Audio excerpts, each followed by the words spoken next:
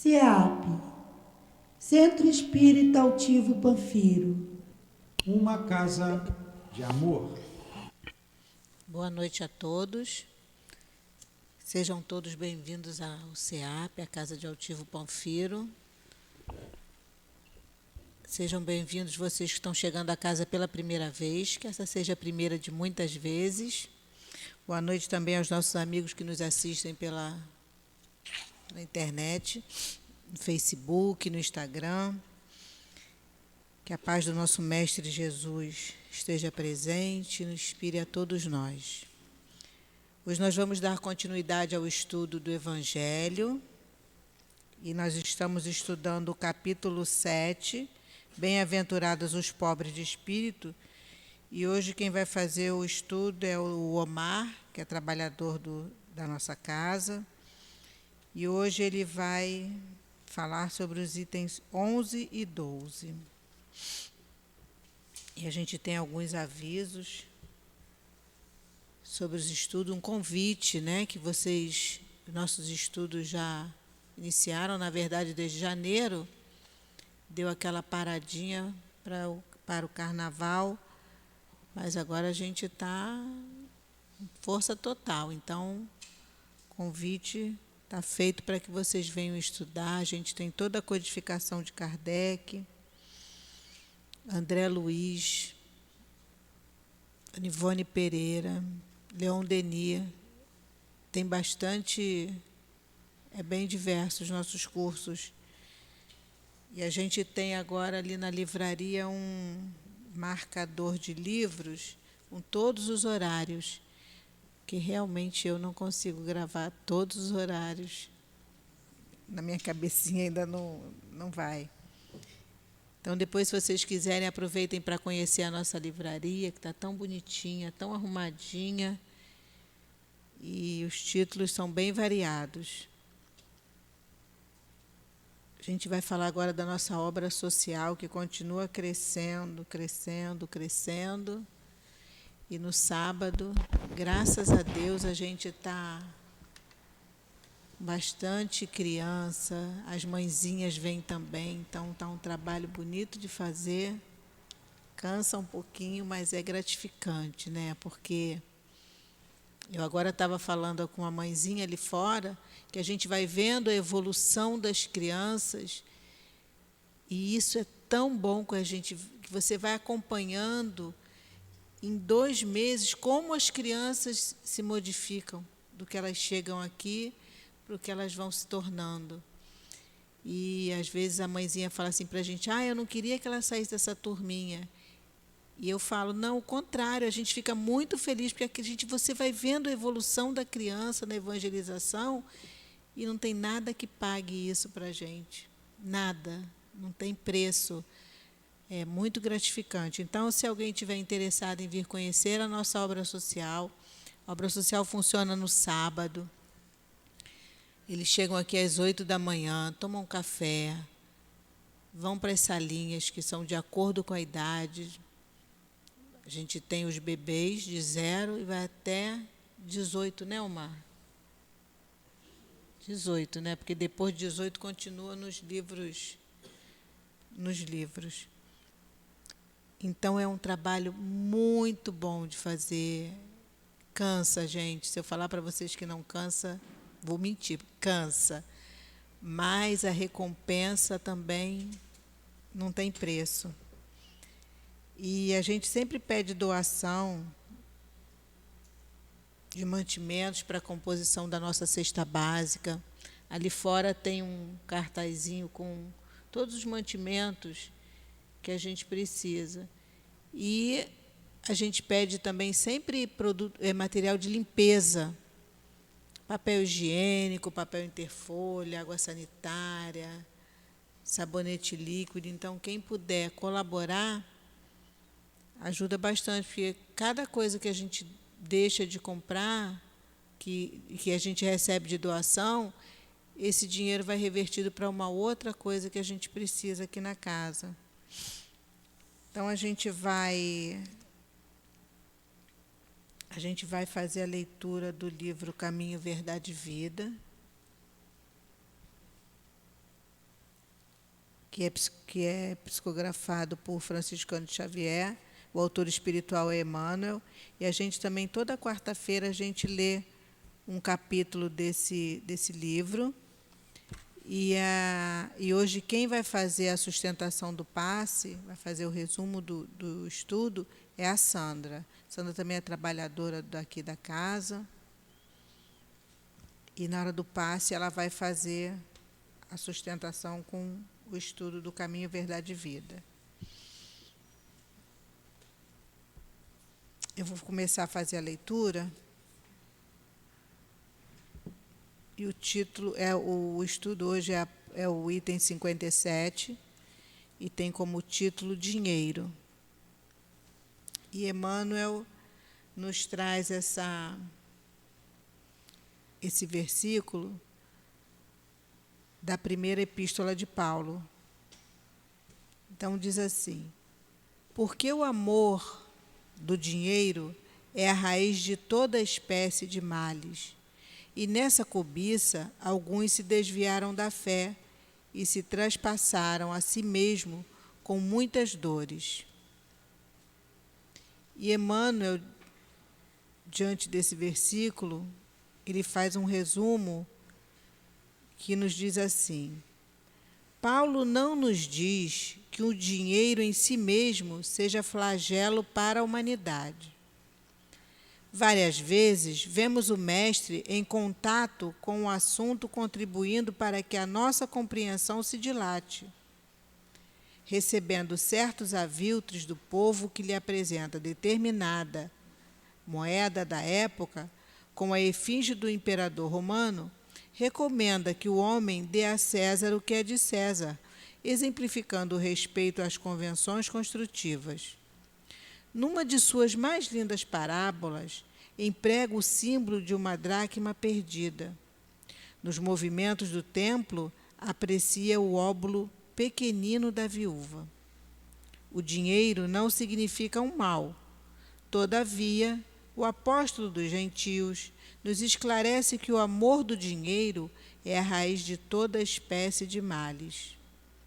O homem não pode ser condenado pelas suas expressões financeiras, mas sim pelo mau uso de semelhantes recursos materiais, porquanto é pela obsessão da posse que o orgulho e a ociosidade, dois fantasmas do infortúnio humano, se instalam nas almas, compelindo-as a desvios da luz eterna. O dinheiro que vem às mãos pelos caminhos retos, que só a tua consciência pode analisar a claridade divina, é um amigo que te busca a orientação sadia e o conselho humanitário. Responderás a Deus pelas diretrizes que lhe deres, e ai de ti, se materializares essa força benéfica no sombrio edifício da iniquidade. Então, agora nós vamos fazer a nossa prece, vamos elevar o nosso pensamento a Jesus e agradecer por termos conseguido chegar até aqui, para mais uma vez, Senhor, continuarmos estudando o Teu Evangelho.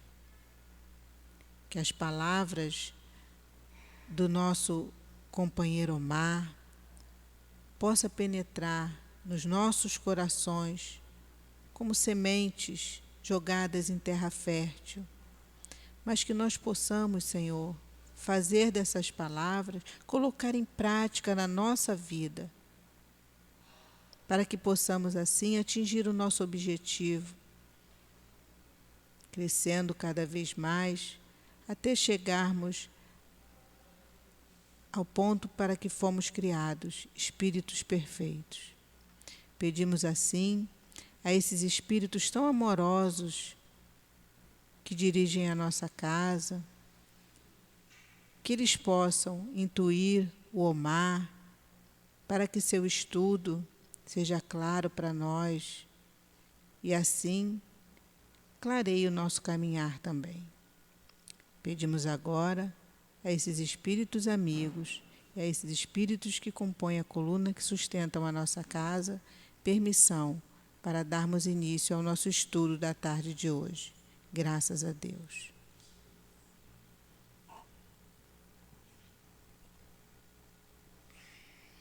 Eu vou ler agora um trecho do item 11, que depois o Omar vai dar continuidade ao estudo. O item 11 do capítulo 7, Bem-aventurados os pobres de espírito, tem como título o orgulho e a humildade. Diz assim: que a paz do Senhor esteja convosco, meus queridos amigos. Venho até vós para vos encorajar a seguir o bom caminho. Deus concedeu aos pobres de espírito, que habitaram a terra em outras épocas, a missão de vir vos esclarecer. Bendito seja Ele, pela graça que nos oferece de podermos ajudar no vosso aperfeiçoamento. Que o Espírito Santo me ilumine e me ajude a tornar compreensíveis as minhas palavras, concedendo-me colocá-las ao alcance de todos. Todos vós encarnados, que estáis em provas e procurais a luz, que a vontade de Deus me ajude a fazê-la brilhar aos vossos olhos. Omar.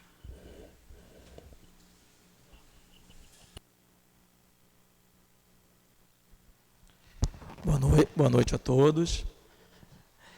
Muito bem. Orgulho e humildade. Bem-aventurados os pobres de espíritos. O capítulo 7 do Evangelho segundo o Espiritismo. Depois desse item, nós vamos ter só mais um dos bem-aventurados os pobres de espírito, que é a missão do homem inteligente na Terra, na próxima quarta-feira. Missão do homem inteligente na Terra é o último item do capítulo Bem-aventurados os pobres de espírito. Pobres de espírito, a gente já aprendeu nas semanas anteriores e pela leitura sequenciada, mas isso ainda é importante colocar na nossa mente. Essa expressão pobres de espírito, eu só consegui começar a entender melhor isso quando eu comecei a pesquisar um pouco mais. E essa expressão pobres de espírito, é claro que tem todas as outras explicações, mas ela tem origem no idioma hebraico lá, diz que essa expressão diz aquele que se curva. E aí, se curva, mais especificamente nos trechos citados nas bem-aventuranças, é aquele que, até porque o sermão do monte, né, onde são colocadas as bem-aventuranças, é numa cota, num montezinho, que se atribui ser ali, tanto que tem uma igreja ali, né, a igreja a igreja que marca o local, venta muito. Então, se inclina na direção do vento. É aquele que recebe a mensagem de Deus e se inclina, se aquece, não se rebela, não se revolta. Então, esses são os pobres de espírito. Mas ele se inclina a qualquer mensagem? Não.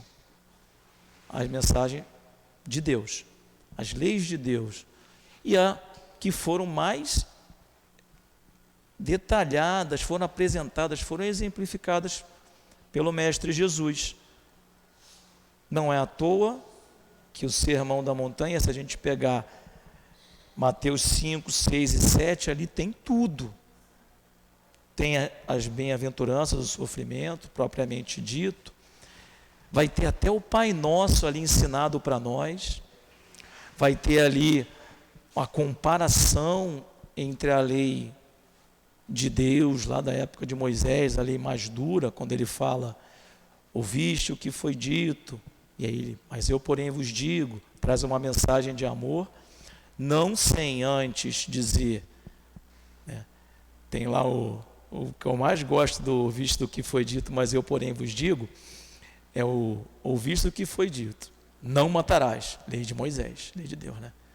Mas eu porém vos digo, aí Jesus vem todo amor, né? Claro que ele não vai matar, mas ele vai falando, ouviste, mas eu porém vos digo, olha, tu pode matar, mas tem que amar o próximo como a ti mesmo, tem que perdoar, é uma sequência muito mais longa. Não tem mais aquele ensinamento de não matarás para não seres morto, para não sofrer, como tinha lá no Deus de Moisés, lá que se você não fizer, lei de talião em cima de você, que aliás, não é o tema do estudo de hoje, mas a lei de talião, ela se processa, ela é a lei de Deus, terrível, né? Terrível porque mexe com a nossa consciência. Se nós cometermos algum mal contra alguém, a gente pode enganar todo mundo, menos a nós próprios.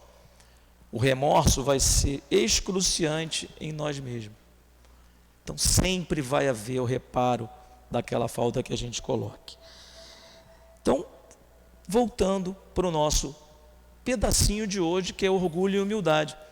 Não à toa, quando a Mônica lê, ela lê só 2 parágrafos. E ela lê: que a paz do Senhor esteja convosco, meus queridos amigos. Venho até vós para os encorajar a seguir o bom caminho. Deus concedeu aos pobres de espírito, que habitaram a terra em outras épocas, a missão de vir vos esclarecer. Bendito seja Ele pela graça que nos oferece. Só que aqui já tem uma coisinha interessante. Esse espírito que escreve a mensagem é o Lacordaire. O Lacordaire, ele era simplesmente, pode-se dizer que ele era o maior orador da França. Ele, quando padre, ele era pároco na Catedral de Notre-Dame, era qualquer sermão, qualquer missa ou evento em que ele proferisse seus discursos, era lotado. O Lacordaire também coloca outras mensagens na doutrina espírita, como ele escreve. Se vocês olharem o item 11 lá do Evangelho, ele é imenso, e nós vamos passar por ele todinho, porque não tem nada aqui desprezível. Então, Lacordaire coloca outras mensagens também. No capítulo 5, Bem-aventurados os aflitos, também fazendo uma referência ao Sermão do Monte, ele fala lá, tem um item chamado Bem e o Mal Sofrer, em que ele faz comparações até que a nossa vida, o nosso sofrimento, ele guarda relação até com a questão do militar que vai para a guerra. Ele está preparado para aquilo. Nós viemos para essa vida no mundo de provas e expiações para enfrentar a nossa dificuldade. Então esse Lacordaire também tem uma outra mensagem, várias mensagens. Tem uma na Revista Espírita que tem a ver com esse pedacinho que ele fala aqui. Deus concedeu aos pobres de espírito, que habitaram a terra em outras épocas, a missão de vir vos esclarecer. Ele, na Revista Espírita de 1860 e... Olha, eu não estou conseguindo ler minha letra, mas eu acho que é 3, 5, 8, 68, é 8 sim, que eu peguei parecido com o outro 8. Ele faz um texto lá falando sobre a missão dos Cristos. Aí ele fala que Jesus Cristo lá, que a gente viu há 2021 anos, ele veio à Terra, mas que ele vai seguindo outras missões, e outros Cristos têm outras missões em outros mundos semelhantes ao nosso, faz uma dissertação sobre. Aí olha aqui o que ele nessa passagem diz: os pobres de espíritos que habitarem outras épocas têm a missão de vir nos esclarecer. De fato, nem sempre o nosso aprendizado na vida, o verdadeiro, não a matemática, física, química, os atributos profissionais, mas o verdadeiro aprendizado para a vida de espírito imortal normalmente vai vir para nós por um pobre de espírito. Vamos fazer um raciocínio rápido aqui?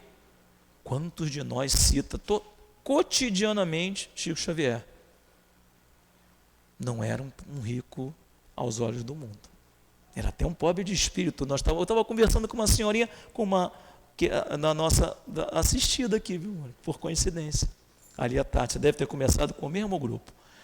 Aí eu falei sobre o Chico Xavier, ela falou que olha, eu tenho um irmão, um primo, um parente que conviveu no grupo da cidade lá do Chico Xavier. Ele morava em Ouro Preto, costumeiramente ia lá.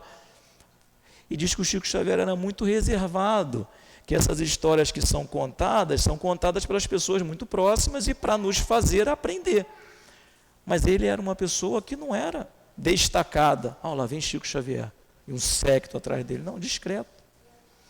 Outro, o próprio Divaldo, com todo o esplendor da sua oratória, com toda a forma que ele se apresenta, é uma pessoa que, se nós cruzarmos na rua, se não tiver falando ao público, é uma pessoa comum, um pobre de espírito. Então Lacordaire continua falando, e antes dele, excelente orador, continua falando aqui, que o Espírito Santo me ilumine e me ajude a me tornar compreensíveis minhas palavras. Ele não precisava falar isso. O maior orador, foi até membro da Assembleia, da primeira Assembleia Constituinte Francesa, da Assembleia de Câmara de Deputados, né, Assembleia dos Comuns, depois que da Revolução Francesa, depois que se retoma o poder e volta a ter as atividades. Lacordaire de um lado, Lamennais de outro. Dois espíritos que falam algumas mensagens, tanto na Revista Espírita, várias mensagens, mas no Evangelho, Lamennais e Lacordaire são citados. Também falam. Eles até, inclusive, tinham um periódico, enquanto eram padres, chamado L'Avenir, um periódico antes do Kardec, né? Eles ainda vivos, só lembrando, que eles eram responsáveis assim, por divulgar para a França a importância da religião não ceder aos desígnios do imperador, do Napoleão III, não Bonaparte, que queria que a religião obedecesse ao Estado, seguisse lá subservientemente. Aliás, quando Kardec, quem vai lembrar do filme do Kardec, um dos motivos do Kardec sair do liceu literário era porque ele não queria ensinar a religião que era determinada pelo Estado, ele queria ensinar o que era para se aprender, não queria seguir essas orientações sem pensar. E o Lacordaire passa por um exemplo de humildade. Ele e os dois, o Lamennais e o Montalembert, eles tinham esse periódico, em que eles eram assim, as lideranças da igreja nessa época. Quando eu falo igreja, eu falo de cristianismo, falo de precursor, de antecedente do cristianismo. Não o precursor como Sócrates e Platão no Evangelho, mas um antecedente. Preparando o terreno já pertinho para o Kardec chegar, com a mensagem dos Espíritos. E eles vão fazendo essa defesa toda, chega a um ponto que eles conseguem chegar até o Papa Gregório XVI e pedindo assim, olha, nós vamos conseguir nos libertar do jugo da igreja do Estado do Napoleão III. E aí ele passa alguns meses lá em Roma, os três, defendendo o ponto de vista, e aí crente que o Papa Gregório XVI vai apoiá-lo, dizendo assim, volta, você nos convenceu, está aqui uma encíclica, uma bula, uma orientação, de que não pode a igreja se submeter ao Estado. Depois de alguns meses vem a resposta, não, volta para casa que quem manda é o Napoleão. Uma encíclica determinada lá pelo Papa Gregório XVI. E aí ele volta rebelde, fazendo confusão, brigando? Não, volta lá, volta para Notre Dame fazendo seus sermões, continua padre, continua falando da mensagem do Cristo e seguindo adiante. Sai do periódico, não fica mais lá, só continua o Lamennais e o Montalembert, mais na linha mais de ainda lutar contra. Enfim, é essa pessoa que vem aqui e fala, me ajuda quando eu for falar. Por isso é que ele pode falar na sequência, como ele diz aqui, a humildade é uma virtude bastante esquecida entre vós, sendo muito pouco seguidos os grandes exemplos de humildade que tendes recebido. No entanto, podeis ser caridosos com o vosso próximo sem humildade? Dá para a gente ser caridoso com o próximo sem ter humildade? Só da boca para fora. De verdade, não. Simples assim. Vamos ali para fazer a caridade lá, como a Mônica lembrou no início, com as pessoas da obra social no sábado. A gente trabalha muito, é muito mais gratificante do que trabalhoso. Nós não teríamos, em hipótese alguma, quem quiser está convidado a conhecer, o trabalho assistencial de contato, que você ensina direto e recebe o feedback ali imediato, ele testa a tua humildade, o teu orgulho, ferinamente. Não tem como escapar. Quer ver? Vamos ali fazer a obra Mônica lembrou ali, eu vou citar o nome da Mônica algumas vezes, porque ela tocou num ponto que deu uma boa ideia aqui para seguir. Estamos lá na questão do orgulho e da humildade, trabalhando. E aí nós estamos evangelizando a criança, está dando tudo certo. Meses e meses dando tudo certo. Chega lá no final do ano, puxa vida, a criança arranhou, quebrou um pedacinho da unha, e aí a gente vai levar para a mãe, crente que ela vai, a mãe da obra social, aquela pessoa que precisa. Podeis ser caridosos com o vosso próximo sem humildade? Aí você vai falar com ela assim, puxa, fulana, sabe até pelo nome, já conhece até pelo nome, nós estamos nos envolvendo com elas, com as pessoas, com as crianças. Aí quando você mostra aquele pedacinho de unha ali que está arranhado, quase só encravou, e aí vem de lá para cá uma reação que mexe com o nosso orgulho. Mas você isso, você aquilo, não cuidou, não fez, e você é testado. Sem humildade, tu não consegue ser caridoso com o próximo. E como é que a gente vai descobrir se a gente já conquistou essa humildade? Invertendo a roda. Eu tenho que ir lá e enfrentar. Eu tenho que ir lá e trabalhar numa obra social. Eu tenho que ir lá trabalhar com aquela pessoa que me é difícil no convívio, para ver se eu consigo exercer a caridade, para ver se eu sou humilde mesmo, que da boca para fora é fácil ser humilde. O Lacordaire está escrevendo aqui isso tudo porque ele provou várias vezes ao longo da vida dele. E olha só, como que isso é importante, essa questão de enfrentar o orgulho. Não à toa foi colocado esse grande orador, uma mensagem de 3, 4, 5, 6 páginas. E depois vem uma outra mensagem do Adolfo, bispo de Argel. Estou falando muito bem do Lacordaire, mas o Adolfo, bispo de Argel, é uma mensagem um pouquinho menor. Humildade. Testar o orgulho. O Adolfo, a gente fala, sempre ele assina Adolfo, bispo de Argel. Por que será que ele assina Adolfo, bispo de Argel? Orgulhoso, né? Sou bispo. Não, senhor. É só para lembrar o seguinte. O mesmo Papa Gregório XVI, na mesma época, 1830, o Adolfo tinha lá sua paróquia na França. Ele é designado para uma missão maravilhosa. Vai instalar a diocese de Argel, capital da Argélia. Poxa, que bom, né? Sim, Argel, capital da Argélia, hoje é um país grande, 40º do mundo em população, milhões de habitantes. Na época tinha alguns poucos milhões, menos que 2 milhões de habitantes. Tinha 60 mil cristãos lá, o restante era muçulmano. E o Adolfo vai lá implantar a igreja. 60 mil cristãos lá ele vai lá guerrear, né? Porque o cristão com o muçulmano, ele vai para a guerra. Não. Ele fica lá, ajuda o líder muçulmano nas dificuldades que ele tinha com outros inimigos dele, implanta a comunidade, ajuda os cristãos, que eram em torno de 60 mil, e outros muçulmanos, ao ponto de consumir os recursos que a igreja lhe deu e os recursos dele próprio, faliu. Teve que voltar correndo porque não conseguia pagar suas próprias dívidas. Esse é o bispo de Argel. Ou seja, ele foi lá com um inimigo e não foi para confrontar, foi com humildade, implantou. E a gente pensa assim, mas por que o cristianismo foi lá na terra do muçulmano, na Argélia? Que hoje é um dos locais onde há a maior perseguição ao cristianismo. Se nós aqui cristãos, espírita é cristão, acredita em Jesus.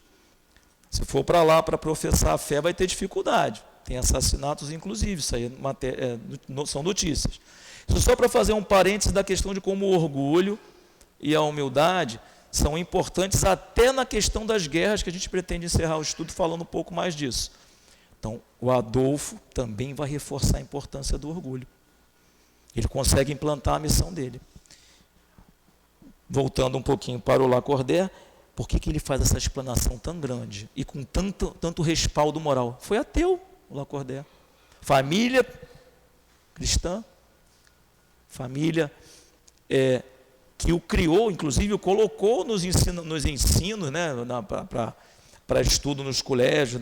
Quando você estudava, tinha religião, você acabava sendo da chamada religião católica. Foi ateu.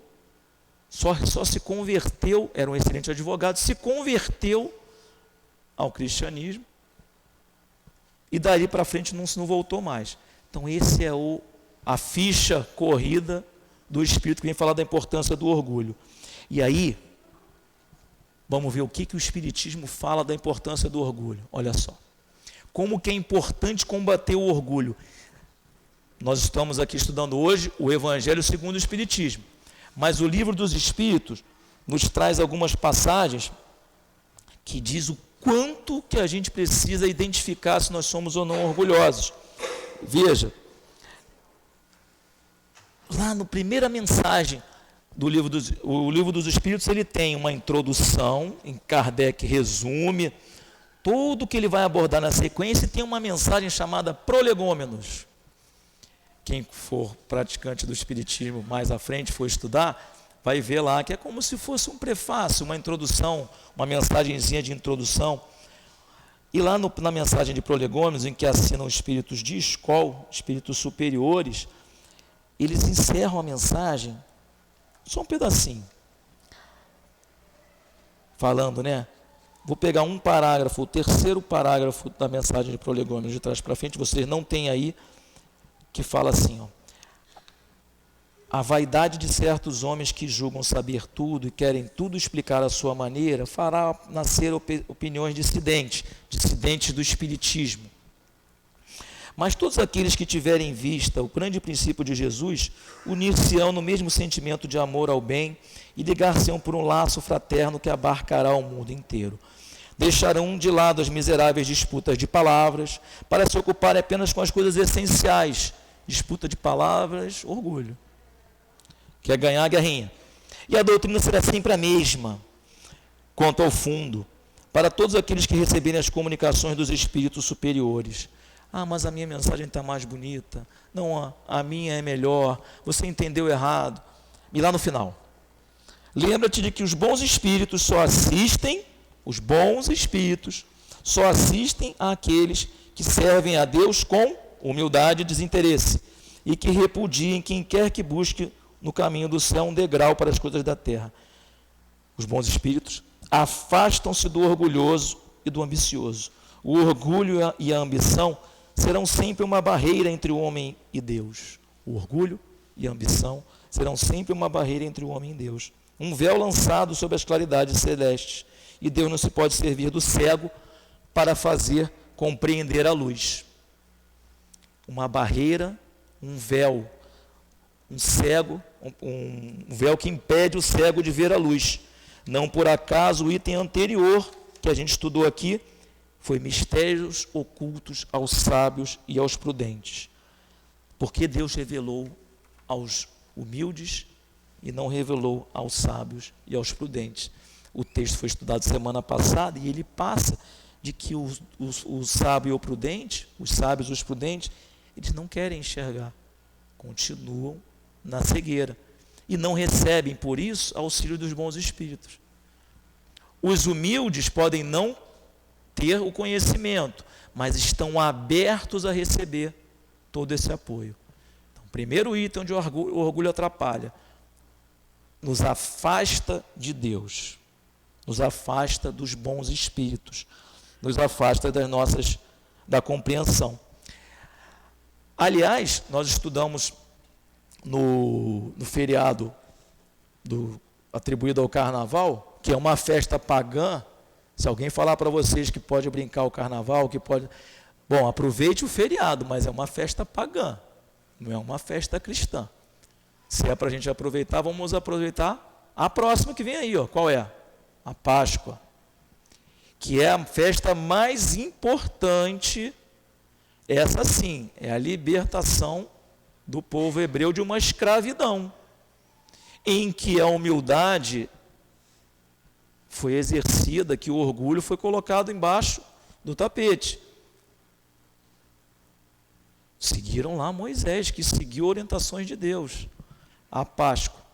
Então, voltando para cá, estudamos no feriado do carnaval, nossa compreensão, nossa relação com Deus. Mais uma questão do Livro dos Espíritos, se não me engano é a 9, eu não ia falar lá não, mas vamos falar. para a gente ver como que nós precisamos combater o orgulho. E no final a gente vai entender como combater, né? Primeiro a gente vai sair daqui tendo assim uma convicção: não sou orgulhoso, nada do que foi falado aqui serve para mim. Ou sou orgulhoso, não vou contar para ninguém, vou continuar com isso, porque eu vou morrer, vai acabar, né? Ou uma terceira hipótese: caramba, deixa eu começar a estudar um pouco mais para ver como é que eu vou identificar esses pequenos pontinhos, porque não se manifesta. Quando nós estamos falando aqui nós estamos no espiritismo já. Nós estamos falando não do orgulho exacerbado dos bens materiais, estamos falando das pequenas, estamos lapidando o diamante que nós somos. Todos nós, espíritos imortais, que já estamos aqui entendendo essa mensagem, aprendendo, estudando, estamos aqui numa quarta-feira de livre e espontânea vontade. Certamente, olha, nós podemos fazer aqui uma enquete. É claro que não é para a gente responder, mas assim, todo mundo aqui veio com facilidade. Todos os carros abriram, igual lá no filme Todo Poderoso, lá que tem o Jim Carrey. Pegamos o nosso carro, ligamos o motor, aí todo mundo saiu da frente e veio embora. A gente estava no trabalho, o nosso patrão falou assim: não, pode ir, você vai para o centro espírita agora? Pode ir, pode tranquilo, saia 15 minutos mais cedo. Ou chegamos em casa, na nossa família, aí, não, vai sim, minha filha, vai sim, meu filho, pode ir lá. Não foi assim.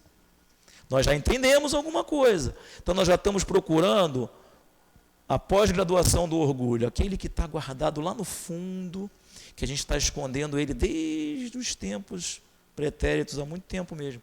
Passamos lá pelo Cristo, nós nem já lembramos da época do tal do joguei pedra na cruz, em que denegamos o Cristo. Já passamos disso. Então ainda temos só um resquício de orgulho. Estamos buscando esse. Então uma questão que eu acho que é a 9, e é mesmo, está aqui. Que aliás nós vamos estudar na evangelização nesse fim de semana. Provas da existência de Deus. Lá no livro dos Espíritos também. Tem uma questão lá, que a gente reconhece Deus, é claro que a gente não... Quem já viu Deus? Só o Espírito Superior. Nós podemos ter tido relance. Alguém veio, né, o Eurípides Barçanufo relatou lá no encontro dele que ele teve com Jesus, a gente percebeu Jesus. Mas Deus a gente não viu não, gente. A gente está indo e vindo. Mas a gente tem certeza que existe uma coordenação. A gente tem certeza pelas obras que tem um Criador, que tem um coordenador. Quem veio no encontro que nós tivemos no Carnaval, viu lá. Os cientistas há 100 anos, né, em 1920, chegaram à conclusão de que o universo estava em expansão. Se ele estava em expansão, amanhã ele vai ser maior do que hoje. Mas ontem ele foi menor. Anteontem menor ainda. E se nós voltarmos no tempo, ele teve uma explosão, alguma coisa desse tipo. Que é uma criação, é um início. Se teve uma criação, tem um Criador, explicamos Deus. Mas isso serve, exceto para o orgulhoso. Questão 9. Kardec vai perguntar aos espíritos: onde se vê na causa primeira, que a gente acha, eu estou orgulhoso, não vou aceitar não. Está vendo? Os pequenos detalhes da vida, a forma como a gente reage aos retornos, às informações, né? Tem que estar sempre atento a isso. Superior, onde se vê na causa primeira uma inteligência suprema e superior a todas as inteligências? Kardec. Um dia nós vamos estudar mais Kardec. Quem era a envergadura do espírito? Quando falo nós aqui, né? Os espíritas já estudaram muito sobre isso. Muitos de nós já conhecemos bastante Kardec. E aí, a resposta dos espíritos para Kardec, lá no Livro dos Espíritos. Eu estou falando muito no Livro dos Espíritos, para depois nós vamos voltar aqui no Evangelho. Tem de um provérbio que diz que pela obra se reconhece o artista. Vede a obra e procurai o artista. O que leva à incredulidade? É o orgulho que engendra a incredulidade. O homem orgulhoso nada quer ter acima de si. É por isso que se denomina espírito forte. Pobre ser que um sopro de Deus pode abater. E é verdade. Recentemente, não sei em que aula que foi, eu estava comentando a questão da gente rezar, de fazer a prece, que a prece tem sempre efeito. A prece tem sempre efeito. Sabe qual é a única prece que não tem efeito? A prece do orgulhoso. A prece do orgulhoso. Deixa eu ver se eu anotei. Questão 658. Eu anotei, não decorei não. Está lá. Desde a adoração, a prece. E aí eu me lembrei, estava falando sobre isso, eu me lembrei, poxa, amanhã tem muitos jovens aqui, tem pessoas também que estão em idade laborativa ainda, tem uma reunião importante no trabalho, tem uma prova importante para fazer, vou rezar. É isso que a gente sempre faz, né? Mais ou menos. A prova que eu já dominei tudo, que eu já sei tudo, a reunião que eu já estou preparado, essa daí a gente reza com menos, a gente acha que isso é nós que fazemos. Aí lembrei do passado, que eu rezava para muitas provas, mas tinha uma determinada matéria que eu dominava um pouco mais, essa eu falava, essa não precisa rezar. Não. Então nós temos pequenos resquícios, e são essas pequenas feridas que vão se ampliando. Lacordaire continua falando, vamos avançar mais um pouquinho. O terrível adversário, é um texto bem longo, tá, gente? Eu recomendo de vez em quando ler esse texto do Lacordaire. Do Adolfo também, mas esse aqui ele vai mostrar para a gente os pequenos detalhes. Se o Cristo prometeu o reino dos céus aos mais pobres, é porque as criaturas importantes da terra, estou lá no Evangelho de novo, no item 11, pensam que os títulos e as riquezas são recompensas recebidas pelo seu mérito. De fato, as recompensas e os títulos, muitas vezes, decorrem do nosso mérito. Trabalhou, recebeu o salário, comprou. Seu pai, sua mãe, seus avós, sua família acumularam, de acordo com o trabalho, constituíram suas empresas. Estamos falando das riquezas adquiridas pelo bem. Existem. E aí você está fazendo usufruto daquilo. Mérito.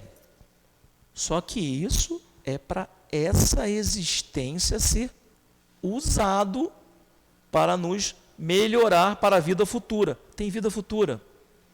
Então, o orgulho pode nos fazer acreditar de verdade que esses títulos e riquezas são recompensas recebidas pelo meu mérito, que não está completamente errado. Tem acerto nisso, mas o orgulho vai me fazer crer que são meus. E que e até a gente fala assim, o espírita já avançou muito nisso, o espírita sabe que caixão não tem gaveta. Né? E outros ditados populares. Ele sabe da vida futura. Ele põe o nome na caixinha para irradiação. Ele pensa nos entes queridos que se foram antes. Ele vai ali para o passe do atendimento espiritual, do passe de cura. Sabe que tem espírito atuando ali. A gente sabe tudo isso. Mas tem horas que a gente esquece que aquele bem vai ficar completamente assim como tudo.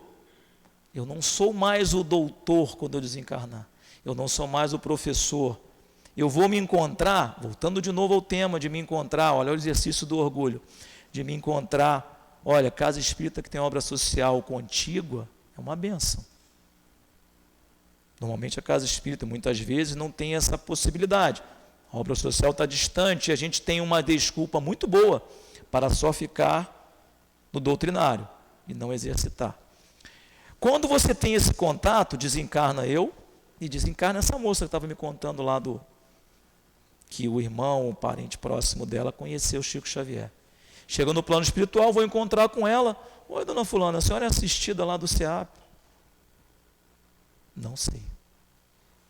Está arriscado eu pedir, implorar para ela me acolher, porque ela passou pelas provas que tinha que passar e eu, eventualmente, utilizei os meus títulos, riquezas e recompensas, mas muito menos do que eu deveria.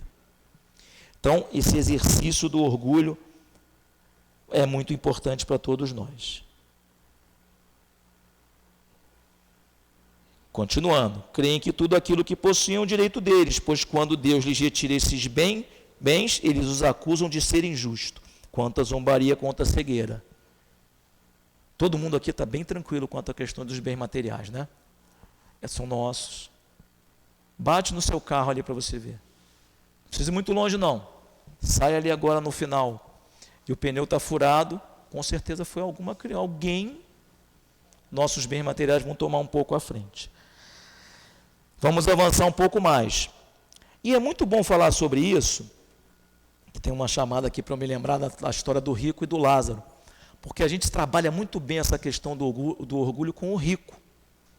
O orgulhoso é rico, o pobre não é orgulhoso. Não, independe. Muitas vezes, a prova da pobreza vem associada à questão do exercício do orgulho. Se nós olharmos bem, de novo, a bênção da obra social.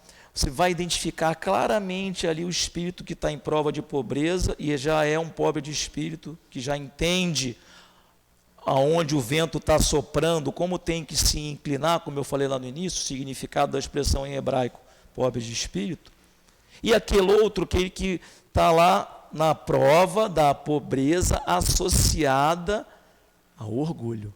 Não aceita de jeito nenhum a questão da subordinação. Então não é só o rico que tem essa questão do orgulho. Bênção e ensinamento trazido pelos espíritos através de Kardec, esclarecimentos sobre a bênção da reencarnação, que além de nos trazer clareza sobre essas provas e essas situações, poxa, sela de vez aquele espacinho que tinha de que pode haver injustiças, que a lei de Deus, cabe injustiça na lei de Deus, não cabe. Não cabe. E é preciso ter humildade para aceitar isso. Porque enquanto a roda está girando ao nosso favor, é fácil. Mas ela às vezes gira ao contrário. E aí nós temos que ter humildade para aceitar que Deus, a inteligência suprema, causa primeira de todas as coisas, é coordenador do universo, é único, imutável, imaterial. Único, imutável, imaterial, todo-poderoso, está faltando um i também, todo-poderoso, soberanamente justo e bom. É isso mesmo? Quando roda ao nosso desfavor, não, né? Se a gente pegar aqui, estamos aqui falando de orgulho e humildade. Vamos agora chegar em casa agora, satisfeitos com tudo que recebemos com o passe, e aí chegamos em casa. A primeira, poxa, eu recebi passe, tive contato com os meus guias espirituais, cheguei na minha casa, tem lá uma pessoa que nesse momento, poxa, eu vou usar uma expressão forte, é um pobre coitado em relação a mim, embora sejam pessoas que a gente ama, mas não teve essa oportunidade, por diversos motivos. Aí eu chego lá, primeira frase que eu recebo é um ataque, tal e qual o caso que eu contei da moça da obra social, que o filho machucou o dedinho, lembra há pouco? E aí, pronto, basta aquele confronto e eu reajo esquecendo toda a lição que eu aprendi por conta do orgulho que eu não combati. Como é importante esse ensinamento, não é à toa que colocaram lá Cordel para escrever. Vamos avançar um pouco mais. Nossa, só faltam 10 minutos. Deixa eu avançar então mais um pouco. Deixa eu passar aqui.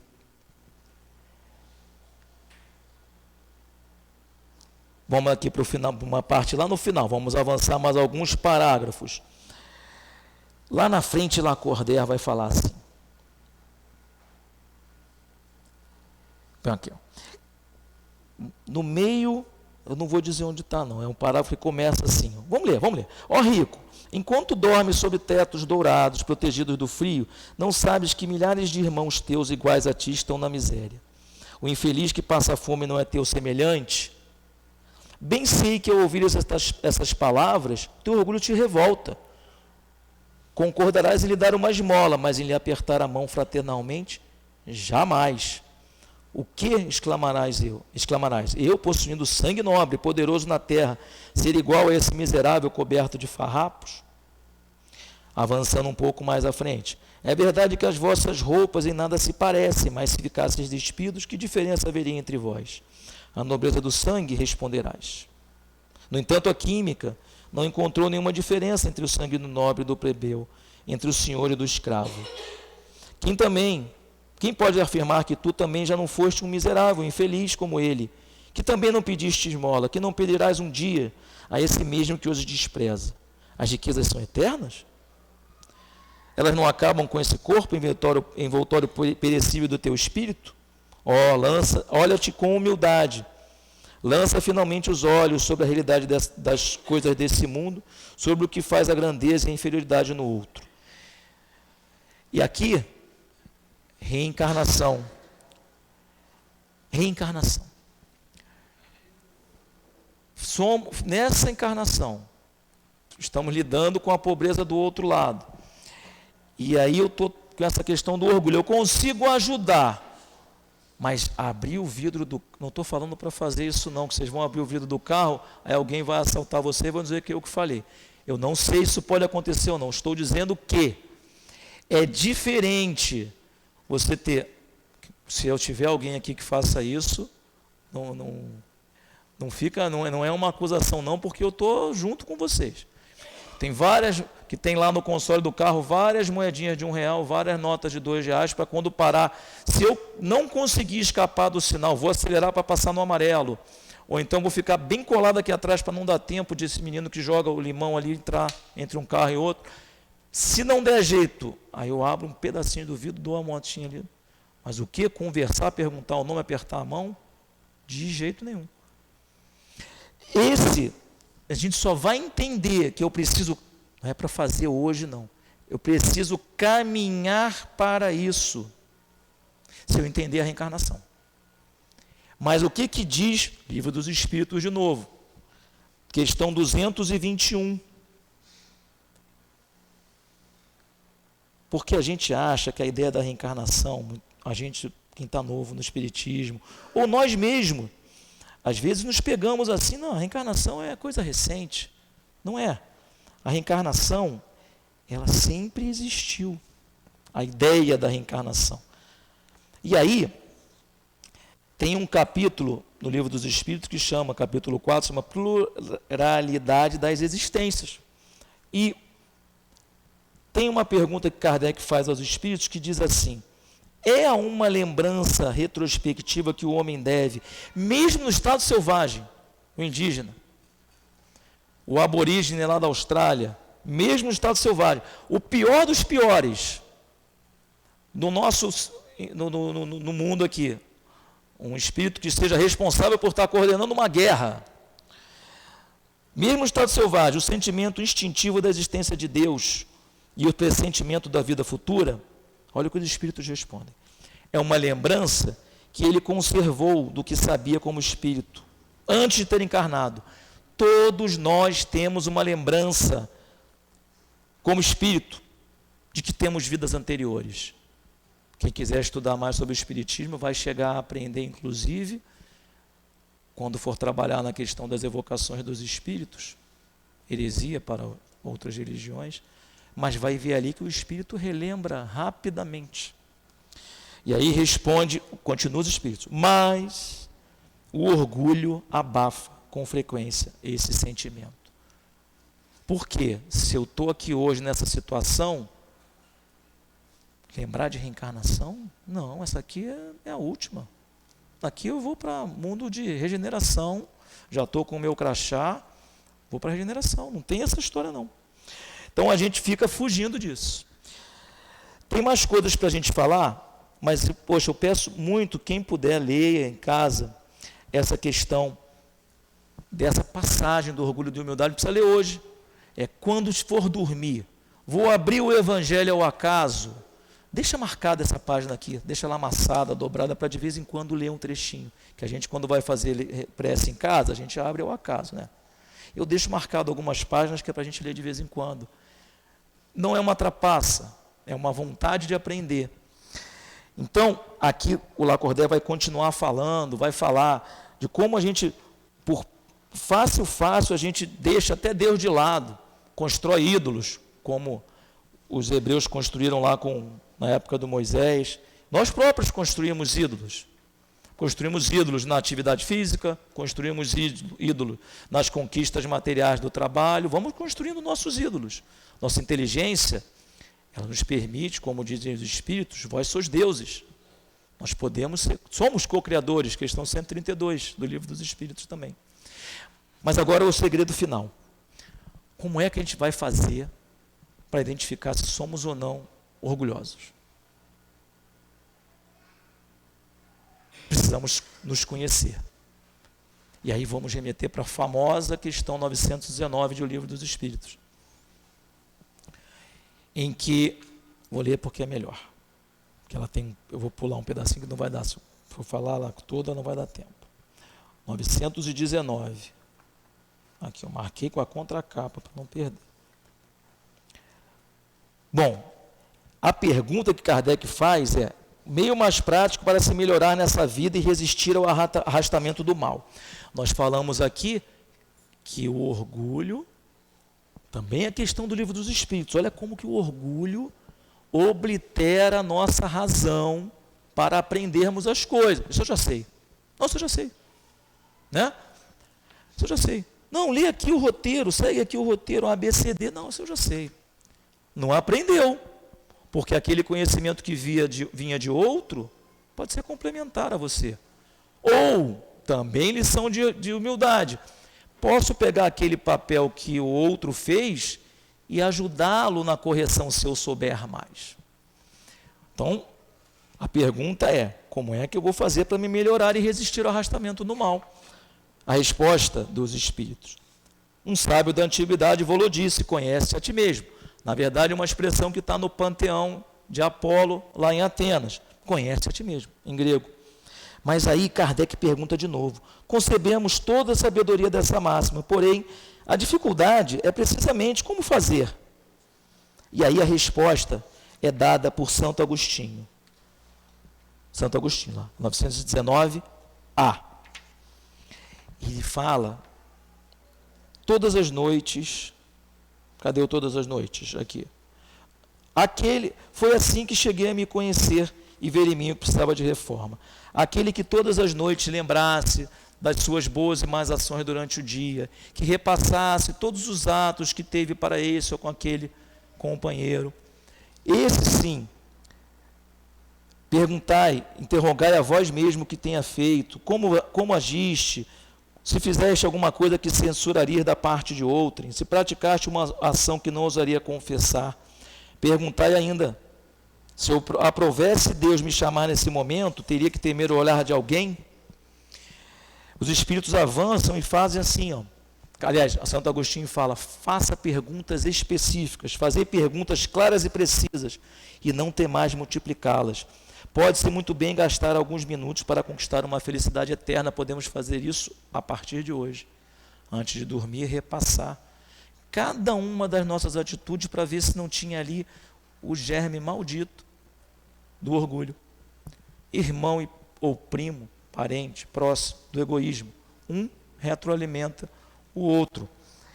E mais, o Santo Agostinho, na resposta, vai avançando. Eu sei que muitos dizem que o presente é positivo e o futuro incerto. O presente é positivo. Não à toa o positivo, né? Eu consigo prever, eu estou aqui, isso aqui é uma mesa, eu estou falando agora, a hora são 19h49, é positivo. Daí vem o positivismo, que é uma seita, uma religião criada pelos homens, Augusto Conte, para dizer que não tem vida futura. Materialista ao extremo. E aí continua: o presente é positivo e o futuro é incerto. Ora, eis precisamente o pensamento que estamos encarregados de destruir em vós, pois queremos fazer compreender o futuro, de maneira que não possa deixar dúvida alguma na vossa alma. Foi por isso que primeiramente chamamos a vossa atenção através de fenômenos capazes de vos impressionar os sentidos. Em seguida, nós vos damos instruções que cada um está encarregado de difundir. Foi com esse objetivo tornar claro que o futuro não é incerto. A vida verdadeira é a vida futura. Foi com esse objetivo que ditamos o Livro dos Espíritos, assina Santo Agostinho. Santo Agostinho está lá em Prolegômenos.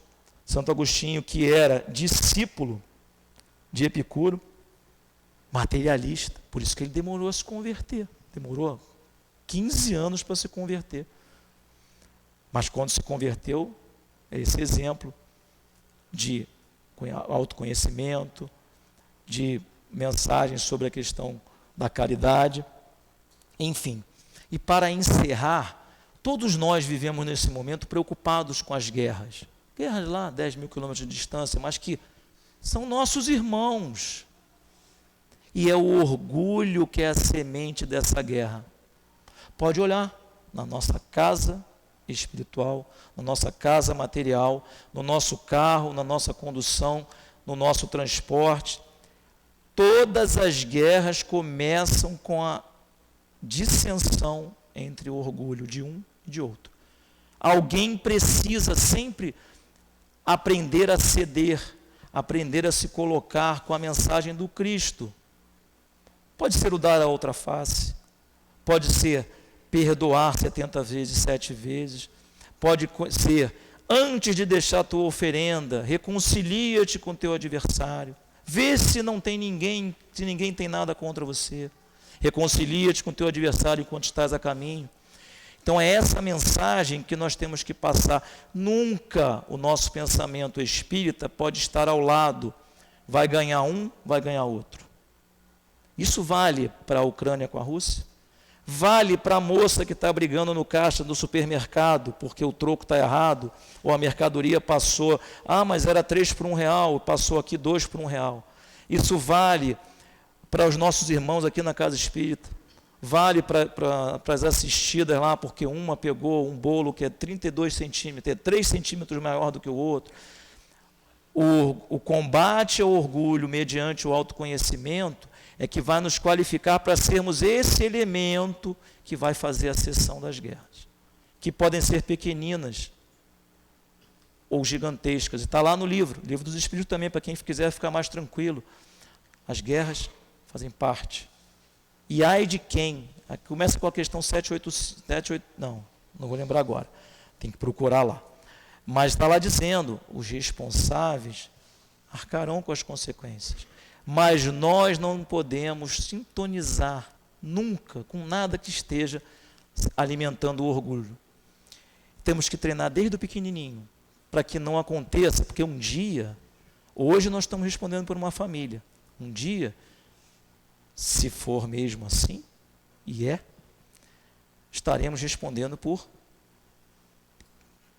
países, planetas, orbes, e precisamos estar com esse germe do orgulho definitivamente expurgado das nossas vidas. Que possa ser assim, que Jesus nos abençoe, nos ajude nessa empreitada difícil, que possa começar hoje, na nossa prece, quando formos dormir, que possa começar hoje, agora mesmo, no momento em que vamos receber o passe, que possamos nos posicionar humildes para receber 2 espíritos, o fluido, benéfico, benfazejo, calmante, harmônico, e possamos dizer, Jesus, me ajuda. Que assim seja. Graças a Deus. Obrigado, Omar, pelo estudo. Nós vamos passar agora ao segundo momento, que é o momento do passe. Vou pedir aos médios que se coloquem, por favor. Vocês que vão receber o passe, vocês que já receberam o passe na sala de tratamento, vamos fechar os nossos olhos, elevar o nosso pensamento a Jesus, nosso médico dos médicos, pedir a esses espíritos que aqui já se encontram na nossa casa, preparando o ambiente, que nós possamos receber os fluidos necessários para o nosso refazimento físico. Que nós possamos, nesse momento, Senhor, também pedir aos nossos médios que possam transmitir aos nossos irmãos as melhores energias. Pedimos, Senhor, fica conosco nesse momento. Graças a Deus.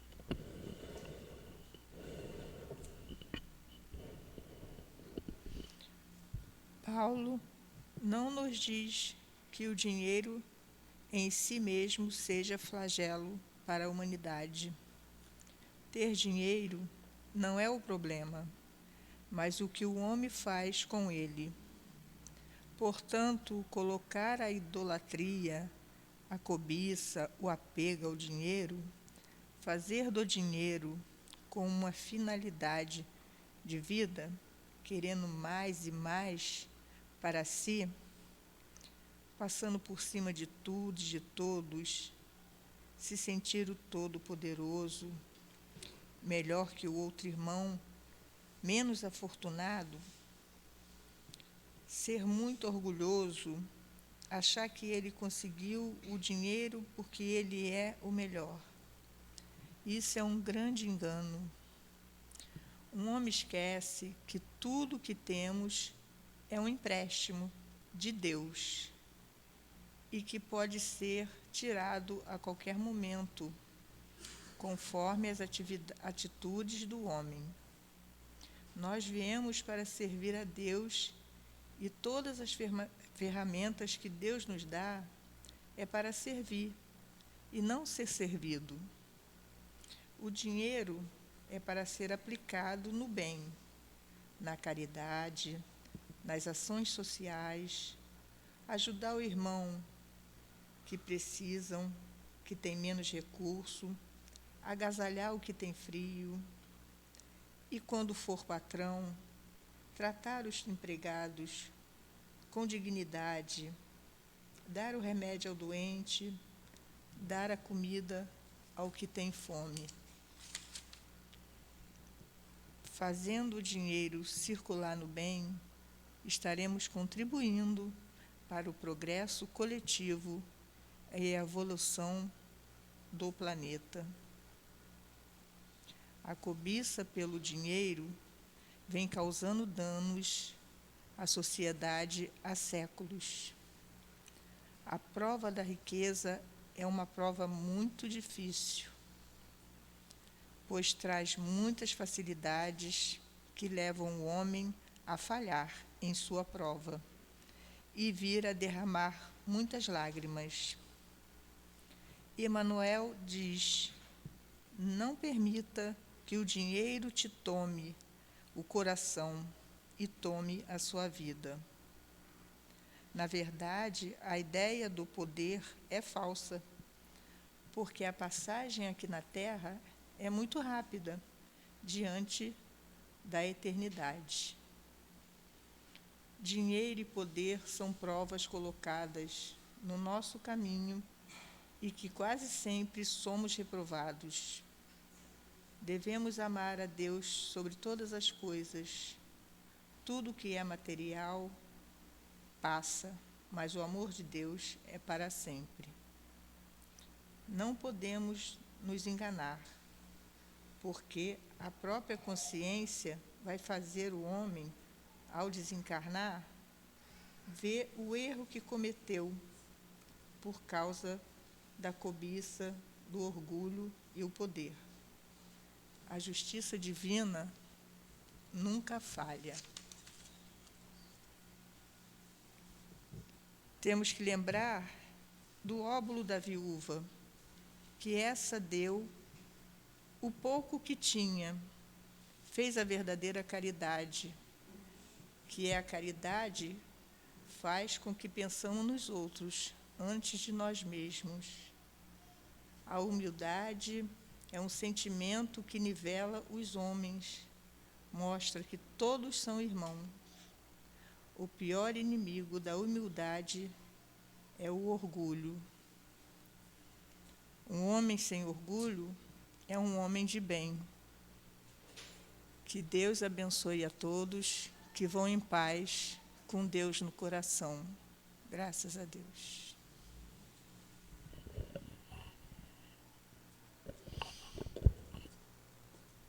Agradecido, Senhor, por mais uma vez termos conseguido chegar aqui.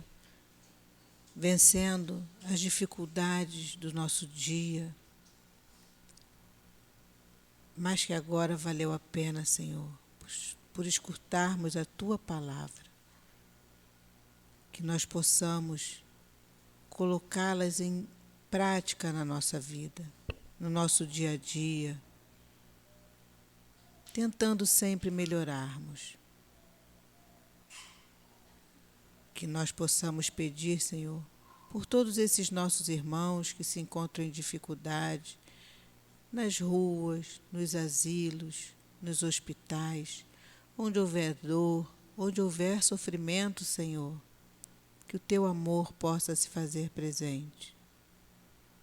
Que nós possamos retornar aos nossos lares em paz, com tranquilidade, e lá chegando, que continuamos desta mesma forma, com o nosso coração tranquilo. Que sejamos um ponto de luz onde quer que estejamos. E assim pedimos a esses espíritos amorosos que nos acompanhem ao nosso ponto de origem.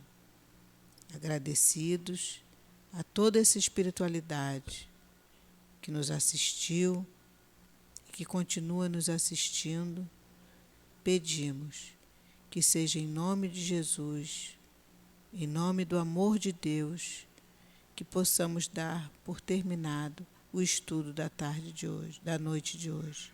Graças a Deus.